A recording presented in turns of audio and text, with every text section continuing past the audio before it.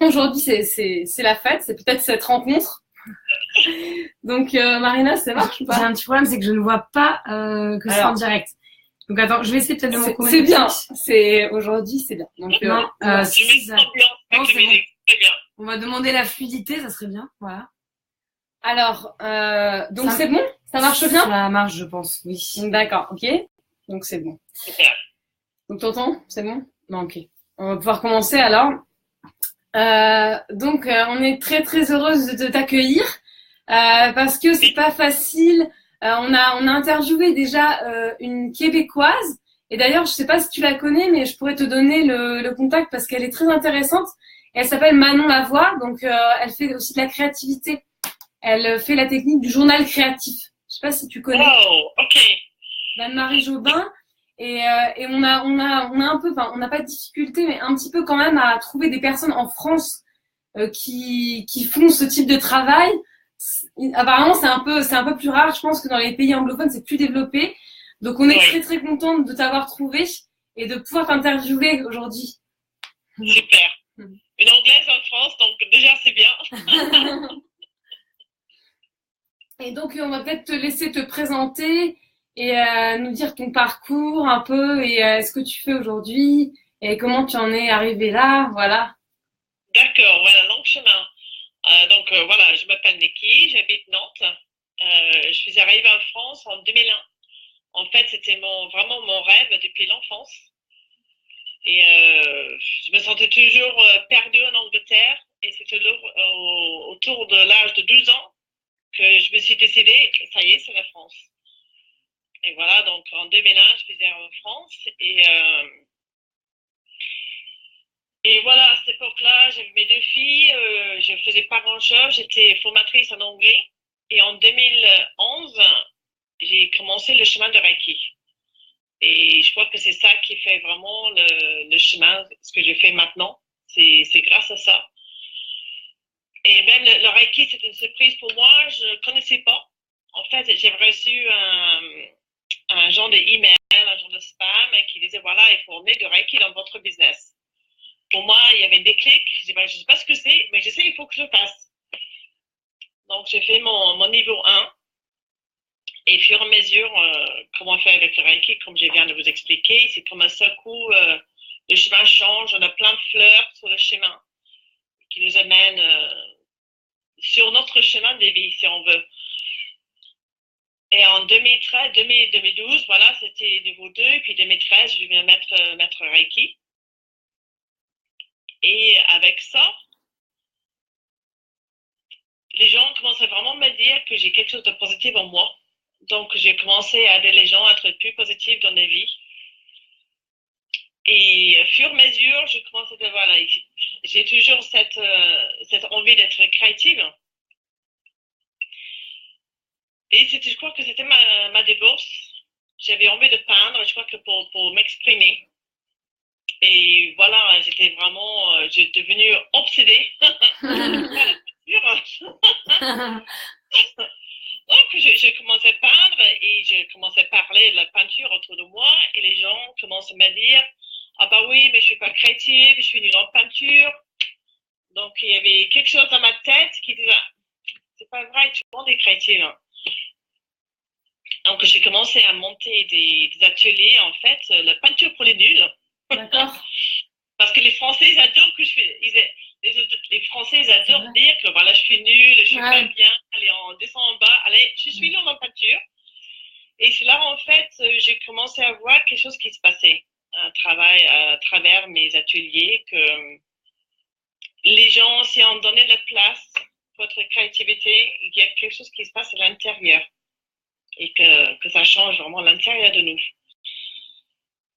Et voilà, donc, par rapport, tant que formatrice en anglais, ce que je faisais avant aussi, je voyais que les gens venaient pour du coaching. C'était plus le coaching que l'anglais. Donc, j'ai commencé à intégrer les deux ensemble, d'utiliser en fait les ateliers créatifs pour un atelier de coaching. Voilà. C'est là où je suis aujourd'hui. C'est vraiment un très beau parcours. Et en tout cas, tu as des énergies très positives. Et je suis vraiment heureuse que la vie t'ait mise sur notre route parce que je pense qu'on a peut-être des belles choses à faire ensemble. En tout cas, je suis très heureuse de vraiment de. Il faudra qu'on vienne te rencontrer. On viendra à Nantes. Un prochain voyage. Génial. Ouais. C'est grâce à les huiles, hein. C'est ça, les huiles essentielles qui nous amènent. Oui. Ouais. Par hasard que j'ai trouvé ça. Je ne sais même pas comment, en fait, j'ai trouvé sur votre profil. Voilà. Le hasard, il n'y a pas d'hasard. Non, il n'y a pas de hasard, c'est sûr. Et donc justement, par rapport, quel conseil tu aurais à donner à ceux qui débutent la créativité, à quelqu'un qui dit qu'il n'est pas créatif, qu'est-ce que tu pourrais leur donner comme conseil? Donc ça, c'est la personne classique. La plupart des gens qui viennent dans mes ateliers sont souvent les gens qui n'ont pas pris un pinceau dans les mains depuis l'école primaire. Donc souvent, ils ont peur. Oui. Comment je fais? Qu'est-ce que je veux peindre? C'est quoi la technique? Donc d'abord, je les dis, mon technique, c'est qu'il n'y a pas de technique. Oui, c'est ça. C'est ça. Oui. Et deuxième, je dis souvent, si les gens ont peur d'un papier blanche, parce que du papier, ça fait peur. Il y a trop d'idées qu'on peut remplir. Donc, je leur dis en fait de prendre un petit peu de peinture. J'utilise de l'acrylique avec un peu d'eau, juste pour couvrir notre couleur. Comme ça, il n'y a plus de blanc. Il y a peur, c'est bon. J'ai couvert ma feuille, je peux commencer. Pour commencer, je leur ai dit de prendre en fait 2 couleurs qui les inspirent. En 2 couleurs, et faire un trait, et puis un deuxième trait, et voir où ça vous amène. Le but, c'est pas il faut que je pense à quelque chose à peindre. D'abord, c'est vraiment de jouer avec les peintures, de retrouver cet enfant intérieur, de trouver l'enfant qu'on était jeune, de peindre sans même pas y penser, et de vraiment jouer. Donc, la première fois, il peut faire la peinture n'importe comment, juste pour avoir un pinceau dans les mains et de faire des traits. Ça, c'est les premiers. Après, et dès qu'ils ont fait ça, dès qu'ils ont fait deux traits, ça part. Ils ont surmonté la première peur. C'est sûr, hein, c'est vraiment ça. Souvent, les gens, ils ont vraiment pas pris un pinceau, comme tu dis, depuis très longtemps. Parce que en plus, dans la société actuelle, on n'est pas forcément invité à exprimer notre créativité. Surtout en France, oui. En France, surtout. C'est difficile, hein. Pour les créatifs, c'est difficile quand même. Parce que les Français sont très très bien, hein, mais ils ont peut-être une sorte de rigidité. Je sais pas, en fait, nous on a beaucoup voyagé et on a beaucoup été dans le monde, mais les pays anglophones ou le Canada, ils ont en fait une ouverture différente d'esprit. Je sais pas pourquoi, en tout cas, mais c'est ce que j'ai l'impression de constater en France. Et donc c'est un peu plus difficile, je trouve, d'exprimer sa créativité et ses émotions, bien sûr aussi. Oui, beaucoup, oui. Je crois qu'en France, on est vraiment, faut mettre dans une case. Ouais. Et de sortir sa créativité, ça veut dire qu'il faut que je sorte de la case. Et là, il y a la méfiance qui arrive, et après, il y a je suis pas bien. Et souvent, ce qui se passe aussi, je crois que plus tard, on va parler de ça. Mais tout le monde est créatif. On est né des créateurs. On est né, on donne un crayon à un enfant, ils vont dessiner. Et en arrivant à l'école, et ça y est, on est à côté de quelqu'un. Ah, ben lui, il dessine bien, lui. Il dessine mieux que moi. Et ça y est, les croyances commencent à venir. Et ça se ferme. Ouais, c'est sûr. Et puis en plus, à l'école, on commence aussi de mettre des notes et sur les dessins. Et ça, c'est vraiment terrible. Incroyable qu'on puisse noter qu'on puisse Tout le monde noter. allait dessiner une maison, donc forcément, on commence à comparer par les maisons à côté, que ma maison, et les maisons, elle est nulle. C'est ça. Voilà. Ouais, on est là pour ça, les filles, on est là pour ça. Ouais, non, c'est sûr. Alors après, Marina, tu veux poser la question? Alors, est-ce que tu peux nous parler un peu du processus créatif et pourquoi c'est plus important que le résultat? Donc, le résultat, pour moi, le résultat, c'est souvent, comme j'ai dit, il faut dessiner une maison ou un cheval. Donc déjà, le résultat, on est là. Il faut que j'arrive là. Donc, déjà, on est dans le comparatif d'où je vais aller, où je suis. Comment je vais arriver, il y a tous les doutes qui commencent à venir. On est dans l'avenir. Pour moi, le processus créatif, c'est vraiment être dans le présent. C'est ici, maintenant. Et c'est comme dans la vie. On n'a pas besoin de savoir, on peut savoir un petit peu, mais pas exactement. C'est laisser la porte ouverte pour tout ce qui nous arrive. Et dans le processus créatif, en fait, on est là, on est maintenant. Et quand on est là maintenant dans le présent, on commence à écouter nos propres envies, notre intuition. Qu'est-ce que j'ai envie de mettre? Et c'est comme j'ai dit dans mes ateliers, si vous avez envie de mettre une fleur là, un zigzag là, on ne pose pas les questions, on le fait. On ne sait pas pourquoi, mais voilà, on fait comme ça. Peut-être on va savoir plus tard. C'est pas grave. Et quand on arrive, quand on est focalisé sur le résultat, on est vraiment focalisé. Donc, on n'est plus vraiment dans la créativité, mais dans un but. Et quand on laisse la porte ouverte sur le processus, on laisse plein d'idées venir. Et quand, voilà, on compare ça avec notre vie actuelle, parce que pour moi, tout ce qui arrive sur le papier, tout ce qu'on fait sur le papier, c'est la même chose qui travaille à l'intérieur. Comme l'intérieur, comme l'extérieur. Et donc, dans la vie, si on est présent, on est vraiment là présent, on est vraiment à l'écoute à toutes les opportunités qui nous arrivent. On pense que voilà, si on compare avec les résultats, si on pense qu'on doit aller à A, on ne voit pas ce qu'il y a à B. Mais peut-être B est mieux pour nous. Mais voilà, si on est là, on peut laisser les choses venir. Est-ce que c'est clair? Ouais, très clair. C'est très intéressant ce que tu dis. Ça me parle beaucoup. Génial.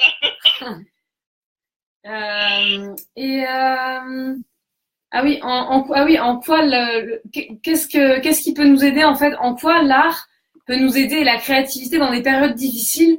Parce que je trouve que c'est vraiment comme de l'auto-guérison quand on fait de la peinture, quand on fait de l'art.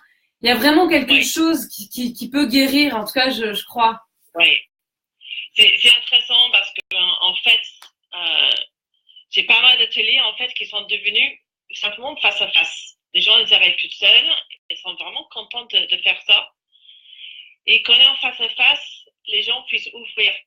Et c'est étonnant ce qui se passe parce qu'ils commencent à peindre c'est les mêmes personnes qui n'ont jamais peint depuis l'âge de 8-9 ans. Et au fur et à mesure, en peignant, c'est comme la barrière est ouverte. Il y a un dialogue qui commence, ils commencent à parler. Et comme ils sont en train de peindre, ils ne réfléchissent plus. Ils ne voient pas les peurs. Donc, il y a plein de choses qui sortent, il y a des pleurs qui commencent à monter. Et c'est vraiment, parce que déjà, ils ne réfléchissent plus à ce qu'ils disent, mais en même temps, ils ne réfléchissent plus à ce qu'ils peignent. Donc, quand ils peignent, c'est intuitif. Ouais. Donc, je crois que ça laisse le pouvoir exprimer, soit dans la peinture, soit par rapport aux couleurs, par rapport aux formes, sans vraiment réfléchir, parce que là, on est dans intuitif, on n'est pas en train de penser, en train de parler, mais on peint. Ah, mais qu'est-ce que j'ai peint? Et en même temps, si on parle simplement face à face comme ça fait peur. On pense qu'être jugé, qu'est-ce qu'elle est en train de penser moi? Mais parce qu'on est en train de peindre, on n'est plus là. Le focus c'est sur la peinture. Donc, je crois que c'est vraiment un pouvoir d'expression intuitive, c'est par les couleurs. Et en même temps, je crois que vraiment, quand on peigne, on touche notre âme, notre esprit. Ça nous met en contact avec nous-mêmes. Et je crois qu'on sent des choses qu'on ne se rend pas compte qu'elles étaient là avant. Ça ouvre toutes les portes. C'est beau ce que tu dis. On est vraiment sur la même longueur d'onde et j'en suis émue, tu vois. Waouh! C'est rare de trouver les gens qui sont dans le même esprit que ça. C'est incroyable. Ouais. Il faut qu'on se trouve face en face, ça c'est clair. C'est sûr. On aura beaucoup de choses à se dire. Et alors, qu'est-ce qu'on voulait poser comme question? Oui, donc on en a parlé déjà, mais qu'est-ce que là on en a parlé? Qu'est-ce que la peinture intuitive et qu'est-ce que ça peut nous apporter comme bénéfice? Mais comme tu dis, c'est vrai que c'est intéressant parce que comme quand les gens font de la peinture, en fait, c'est vrai qu'ils vont pas regarder le jugement parce qu'ils sont en train de peindre. Donc du coup, leur esprit est occupé à faire ça et du coup, ils vont se livrer plus facilement et c'est intéressant d'observer ça. Nous, on a donné des ateliers aussi en groupe et c'est vrai que les gens ont beaucoup besoin aussi enfin, ils parlent beaucoup aussi et ça, c'est intéressant. Oui. Et c'est incroyable parce que souvent, quand on pense à peinture, on pense que les gens vont se taire. Oui. Mais non, ils parlent de plus en plus. Et même temps, quand je fais un groupe, c'est ça que j'adore aussi un groupe parce qu'il y a vraiment quelque chose qui se passe entre les personnes. Ouais. Il y a vraiment cette synergie, on est dans la chimie encore, hein, c'est vraiment, soit il y a une entraide, soit parce qu'ils sont en train de parler peut aider les autres, ou c'est vraiment émouvant. Ouais. C'est vrai que c'est beau en groupe aussi, c'est sûr. On avait fait un atelier sur les émotions vraiment ciblées et il y a eu beaucoup d'émotions. Ouais, c'est sûr. Je pensais pas que ça allait être à ce point. L'atelier, en fait, il a dépassé dans le temps parce que je m'étais pas dit que ça allait autant durer. En fait, ça s'est rallongé. C'est incroyable parce que j'ai fait les mêmes choses. Mais vous voyez, parce que voilà, j'ai fait ça aussi en anglais pour aider les Français à l'anglais, notre problématique. Et ça, c'est vraiment bien de faire, voilà, de prendre une émotion, de travailler, voilà, on peut même aller dans le vocabulaire, dans les souvenirs, dans les mémoires, avec les huiles essentielles, quelle mémoire, quel souvenir, quelle émotion qu'on sent avec cette huile. Alors, les émotions, on est plein dedans. Hein. Ouais. Et justement, pour rebondir sur ce que tu dis, est-ce que tu pourrais nous parler un peu du travail que tu fais avec les huiles essentielles?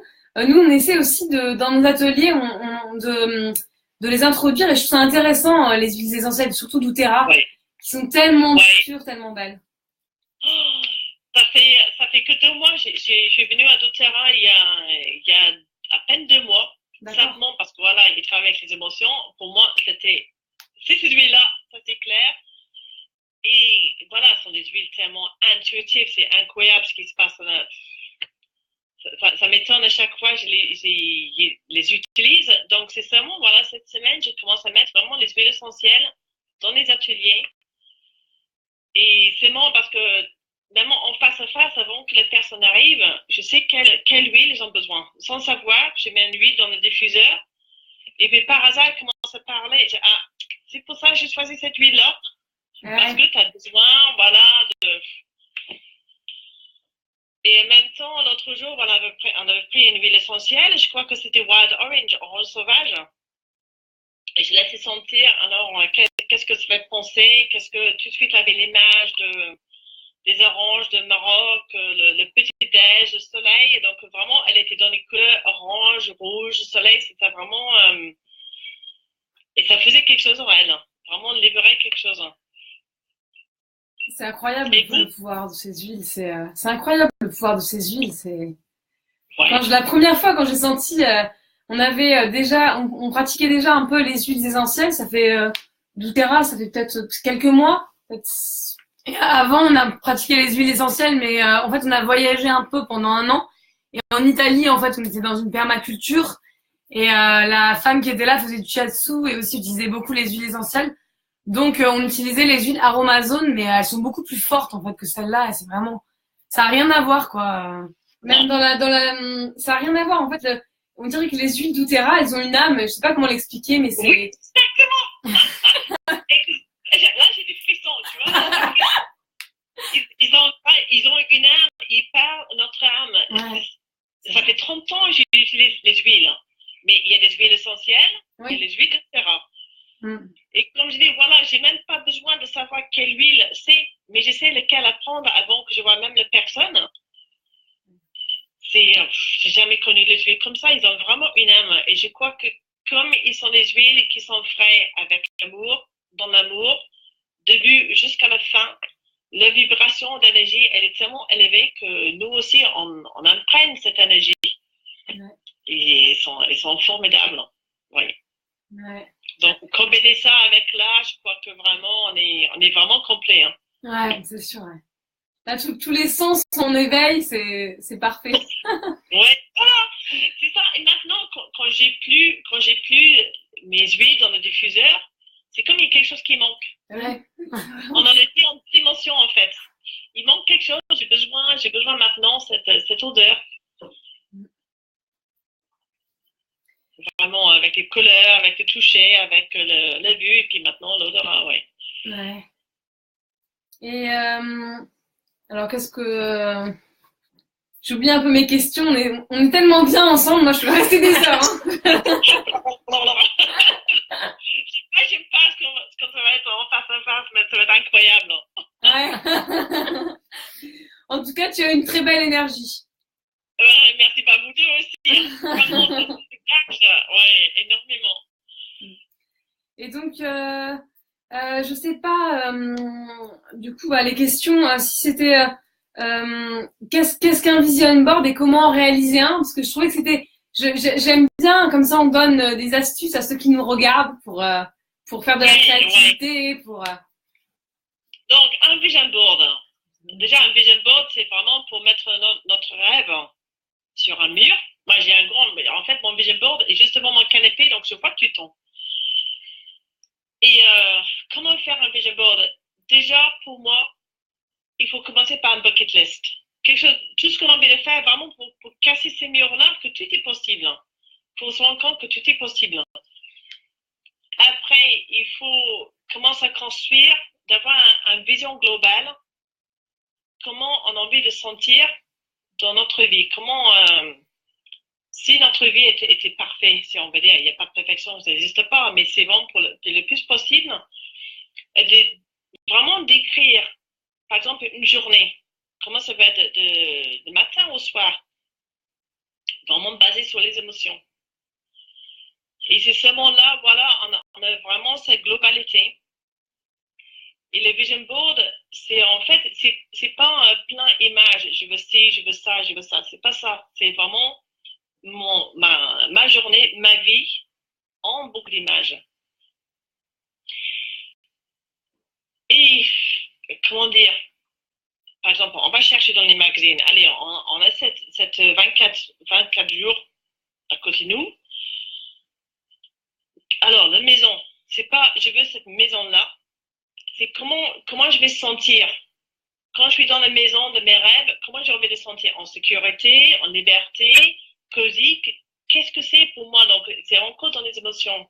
Donc, quand on trouve une image qui convient, c'est l'émotion que cette image dégage. C'est pas l'objet elle-même. On est dans les émotions, hein. Tu es dans les émotions. Et après, donc, voilà, on construit plein d'images. Voilà, c'est pas une maison, une voiture, un sac à main. C'est pas ça. C'est vraiment la vie en global. Tout est connecté. En fait, chaque image doit avoir une histoire derrière. Tout est relié. Même temps, pour moi maintenant, je commence aussi à ajouter un mood board, good mood, un bon feeling. Ah oui. Donc, j'ai ajouté aussi les couleurs qui me font du bien, les images qui me font du bien. Oh, que je suis bien quand je regarde cette image-là. J'ai simplement des bleus, des turquoises. C'est mon vision board parce que quand je regarde, ça me fait du bien. Parce que si on regarde quelque chose qui nous donne cette émotion de bien-être, on va commencer à attirer déjà tout ce qui nous fait du bien. C'est ici maintenant. Et voilà, de mettre le vision board quelque part, on peut le voir. Parce que le cerveau, en fait, il ne connaît pas les différences entre la réalité et l'image. Il voit que c'est là. Allez, je commence à attirer. Et voilà, c'est l'émotion qu'on dégage, c'est pas l'objet elle-même. Ouais, c'est vraiment très intéressant comment tu décris le vision board. Nous, on en fait aussi des vision boards et je trouve que c'est bien pour avoir une vision de ce qu'on veut dans sa vie, de ce qu'on veut voir manifester. Mais t'expliques très bien au niveau des émotions que c'est pas une maison, une voiture. Parce que c'est vrai que, enfin, quand on connaît pas bien et qu'on regarde comme ça peut paraître un peu coller des images sur une feuille. Tu vois. Ouais. Et, C'est vrai, parce que si on est tellement concentré, par exemple, une voiture, je veux cette voiture-là, nous, on pense que la voiture, nos rêves, c'est ça. Mais l'univers a notre idée pour nous. Donc, il faut laisser cette place pour l'univers nous donner ce qui est mieux pour nous. Donc, voilà, je veux cette voiture-là parce que, voilà, je suis en sécurité, je me roule bien, je peux voyager dedans. Donc, on va laisser l'univers nous donner la voiture qui est bien pour nous. Et il ne faut pas être déçu que c'est pas celui-là que je veux. Oui, c'est sûr. Et ben voilà, on a. T'as une question, Marina, encore J'aurais plein de questions. Hein, je sais. On va peut-être encore faire une deux dernières, je réfléchis. Mais en tout cas, je suis contente parce que il y a quelques temps, en fait, on a décidé de faire ces interviews. Au début, on pensait comme quoi la vie est vraiment incroyable parce qu'on pensait faire des articles de blog au départ. Et on s'est dit, il faut qu'on s'associe à d'autres personnes et qu'on fasse découvrir d'autres personnes, et notamment des femmes qui sont créatives dans le bien-être. Et on a décidé de faire ces interviews. Et depuis qu'on a commencé ces interviews, apparemment l'univers est décidé, mais à nous offrir plein de belles choses. Non, mais on a plein, c'est incroyable parce que c'est vraiment plein de belles rencontres. Et en ce moment, c'est pas une période facile parce qu'on a beaucoup de mal à démarrer avec Creative People. C'est pas facile de démarrer les ateliers. On a tellement de richesses au niveau des rencontres que c'est assez incroyable. Donc, c'est clair aussi, c'est qu'en fait, les rencontres comme ça ouvrent d'autres portes. On sait pas, par exemple, voilà, nous, on va sûrement faire quelque chose ensemble. Ouais, c'est ça. Qui fait que, il y a, voilà. Et c'est marrant parce que j'avais pensé à faire la même chose.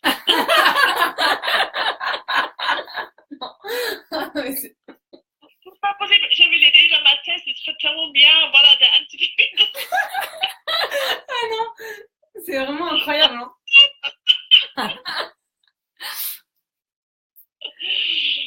Bah oui, c'est tellement riche parce que voilà, j'ai déjà partagé ma blog pour que d'autres personnes puissent créer sur mon blog. Mais je crois qu'un vidéo, c'est tellement plus vivant. C'est Oui. tellement, voilà ce qui se passe. Ça ne va pas arriver dans un blog. Et oui. C'est sûr. Il manque les odeurs. Si on pouvait scratcher sur l'écran pour avoir l'odeur, ce serait bien. Ça va peut-être se faire dans le futur.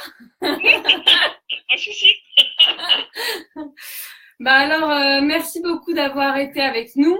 Et si vous avez des questions, n'hésitez pas à nous les faire. Si vous regardez en rediffusion, en tout cas, n'hésitez pas à nous les poser en dessous. Et nous, on a été très, très heureuses de t'accueillir. Et vraiment un grand plaisir. Ouais, pour moi aussi, merci tellement de m'avoir demandé ça. C'est un énorme plaisir pour moi. Et je sais que voilà, on va faire des belles choses ensemble. Ça, ouais, je pense aussi. Merci les filles. Bah,